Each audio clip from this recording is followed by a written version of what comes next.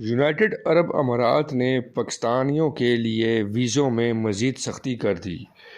پاکستان کے لوگ جو وزٹ ویزا پر دبئی میں جاتے تھے وہاں پر جا کر اوور سٹے ہو جاتے تھے، یا بہت سے لوگ وہاں پر جا کر بھیک مانگنا شروع کر دیتے تھے، جس کی وجہ سے پاکستان کی پوری دنیا کے اندر بدنامی ہوئی، اور یو اے ای نے بھی مجبوراً پاکستان کے لوگوں کے وزٹ ویزا بند کر دیے۔ وزٹ ویزا کی بندش کی وجہ سے بہت سے جینوئن لوگوں کو بھی بہت زیادہ نقصان ہوا۔ یو اے ای نے اب پاکستانیوں کے لیے ایک نئے شرائط رکھ دی ہیں، وہ جو لوگ یو اے ای کا متحدہ عرب امارات کا ویزا لینا چاہیں گے ان کے لیے جو نئی اپڈیٹس آئی ہیں اس کے مطابق بندے کے پاس بینک میں کم از کم 1 ملین پاکستانی روپے ہونے چاہیے، جو کہ 10 لاکھ روپے بنتے ہیں، اور بندے کے پاس ریٹرن کنفرم ایئر ٹکٹ کا ہونا بھی بہت ضروری ہے، اور وہاں پر جو رہائش ہے وہ بھی ایئرپورٹ پہ جب آپ لوگ جائیں گے تو آپ کو رہائش کا ہوٹل کا پیڈ ہوٹل بکنگ آپ کو وہاں پر دکھانا پڑے گی۔ اگر آپ کے پاس پیڈ ہوٹل بکنگ نہیں ہوگی، وہ چیک کریں گے تو آپ کو وہاں سے ڈپورٹ کر دیا جائے گا۔ جو ٹریول ایجنٹس ایسوسی ایشن آف پاکستان ہے TAAP، اس کے ایک ممبر ثاقب ظفر نے بتایا ہے کہ یو اے ای جو اپلیکیشنز 99% اپلیکیشن جو ہیں ان کو وہ ریفیوز کر رہے ہیں،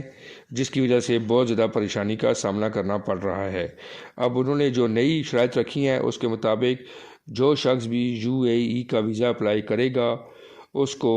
اس کے اکاؤنٹ میں کم از کم 10 لاکھ روپیہ پاکستانی بیلنس ہونا چاہیے، اس کے پاس ایئر کا ریٹرن کنفرم ٹکٹ ہونا چاہیے،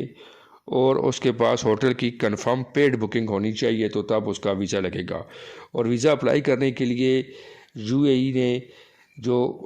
بڑی ایئر لائنز ہیں جن میں ایمریٹس ایئر لائن ہے یا فلائی دبئی ہے، ان کے تھرو آپ لوگ ویزا حاصل کر سکتے ہیں۔ اور دوسرا ٹرانزٹ ویزا وہ دے رہے ہیں، جن لوگوں کے پاس کنیکٹنگ فلائٹس ہیں وہ دبئی میں 48 گھنٹے کا ایک ٹرانزٹ ویزا بھی لے سکتے ہیں۔ اس کے علاوہ جو فیملی وزٹ ہے اس کے لیے بھی آپ کی جو ہے شرائط وہی ہے کہ آپ کو آن لائن ویزا اپلائی کرنا پڑے گا۔ جو یو اے ای کی منسٹری آف فارن افیئرز وزارت خارجہ کی ان کی ویب سائٹ ہے، وہاں پر جا کر آپ ویزا اپلائی کریں گے، ویزا کی وہاں پر فیس دیں گے، ساری ریکوائرمنٹس پوری کریں گے تو اس کے بعد یہ آپ کو ویزا گرانٹ کیا جائے گا۔